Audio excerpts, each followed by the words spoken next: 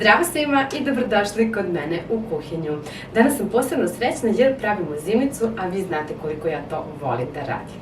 Ono što mi se dopada kod ovog recepta jeste što se pravi jako brzo, pa ću ja iskoristiti gužvu dok beba spava i napraviti ovu super brzu zimnicu. Pa da se bacimo na posao. Možete da sečete na pola, a i ne morate.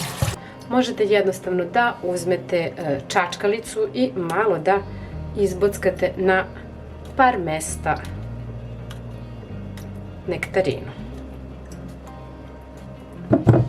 Izbockano voće jednostavno ubacite u čistu opranu teglu.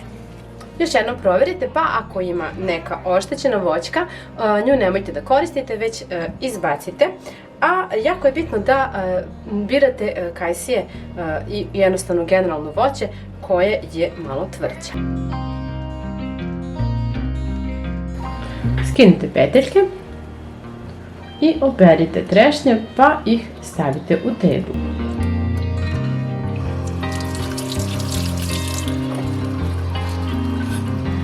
To isto uradite i sa višnjama.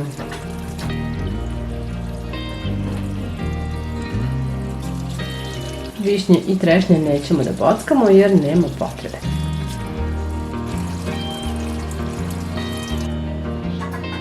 Sada ćemo da sipamo šećer, a u svaku teglu ću dodati 3 kašike šećera. Osim u nektarine, gde ću raditi nešto malčice drugačije.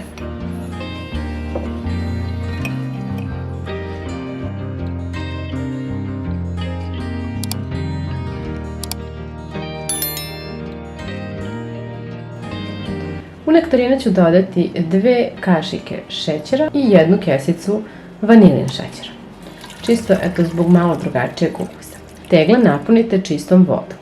Nalite do kraja. Pa zatvorite poklopcem i promućkajte. Ovako kako bi se šećer svuda rasporedio po tegli. I kako bi se barem malo otopio.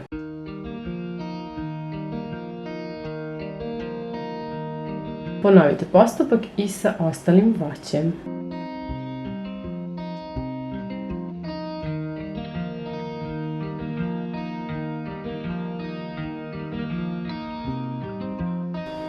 Sada ćemo da stavimo tegle u rernu i na taj način da pasterizujemo ovaj kompot.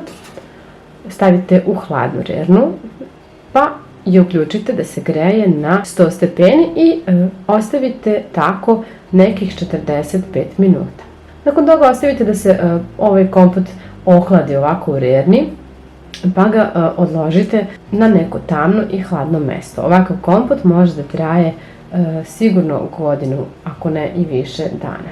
Ja se nadam da će vam ovaj video služiti i da ćete uživati u pripremi ove zimnice.